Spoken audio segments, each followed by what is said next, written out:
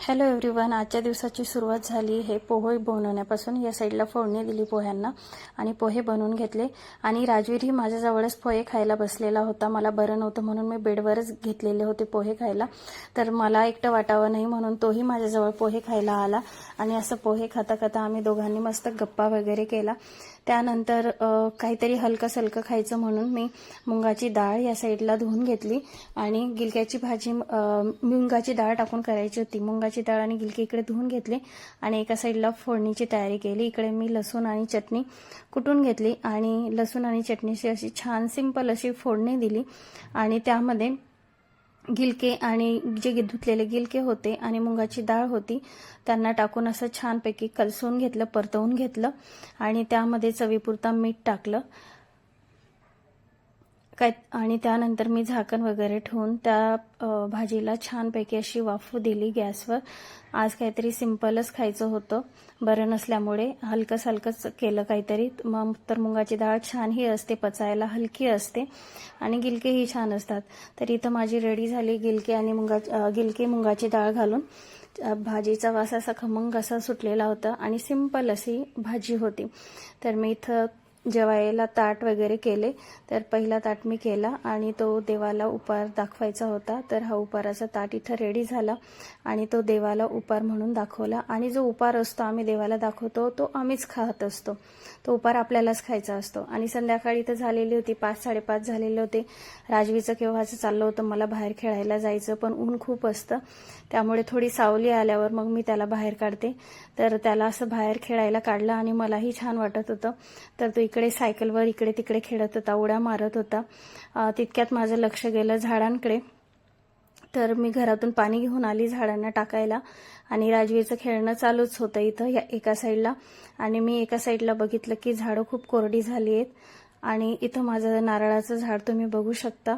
हे जे नारळाचं झाड आहे खूप वेळा हे गाई म्हशी ज्या येतात इथं त्यांनी खाऊन घेतले. इकडे हे स्नेक प्लांट आहे, माझ्या कुंडीमध्ये जास्त झालं होतं त्यामुळे मी इकडे बाहेर लावून दिलंय त्याला बाकीचं. तर इथं खूप सारं पसरून गेलं ते स्नेक प्लांट. आणि हे काय सीताफळचं झाड आहे, तुळशी, आणि ह्या साईडला एक छोटंसं रोपटं दिसत असेल तुम्हाला कढीपत्त्याचं, तर तेही उगलं आहे आता. त्याने छान पालवी फोडली. हे सर्व इथं जे गुरं येतात चरायला तर ते सर्व झाडं खाऊन घेतात. किती वेळा जाळ्याही लावल्या पण ते जाळ्यांनाही तोडून टाकतात. आणि ह्या ठिकाणी इथं मोगऱ्याच्या झाडानेही छान अशी पालवी फोडलेली आहे. तर म्हटलं चला यांनाही पाणी आता टाकून देऊया उन्हाचं. तसं तर रोज रात्री टाकतच असतो आम्ही, पण चला म्हटलं आज मलाही जरा बाहेर आल्यावर फ्रेश वाटत होतं आणि म्हणून मी इकडे झाडांना पाणी द्यायला सुरुवात केली. त्या झाडांना पाणी देऊन झाल्यावर मीही घरात आली. हॅलो एव्हरीवन, तर आता वाजले संध्याकाळचे 6:30 आणि अजून सुद्धा बाहेर खूप ऊन आहे. तर आता मी फ्रेश वगैरे झाली कारण काल बरं वाटत नव्हतं, सलाईन वगैरे लावली होती तर दिवसभर काही गोळ्या वगैरे घेतल्या आणि झोपूनच होती. तर आता थोडी उठली, फ्रेश वगैरे झाली आणि आता म्हटलं की ते कपड्यांच्या घड्या वगैरे करायला. परवाचे जे कपडे धुतले होते ते अजून तसेच पडलेले होते वरच्या रूममध्ये, तर ते काढून आणले आणि कपड्यांच्या घड्या वगैरे करायला घेते आता. आणि चला पुढचं काम आवरते. मी फ्रेश झाली म्हणून राजवीरनेही त्याचा टप काढला आणि राजवीरही आता आंघोळ करायला बसलेला आहे.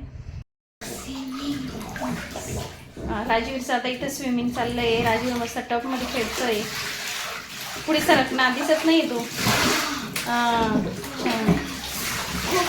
पुढे सरक इकडे. थंड आहे मग नको करू, चल बाहेर निघ. थंड आहे ना, निघ बाहेर मग. चल कर.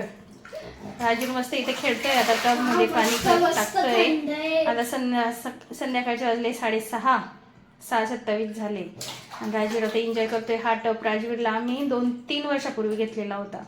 आता तो मोठा झालाय आणि टब झालाय छोटा. ओके चल मग खेळ आणि लवकर निघ बाहेर. जर आजचा ब्लॉग तुम्हाला आवडला असेल तर लाईक करा, शेअर करा, कमेंट करा आणि सबस्क्राईब करायला विसरू नका. बाय.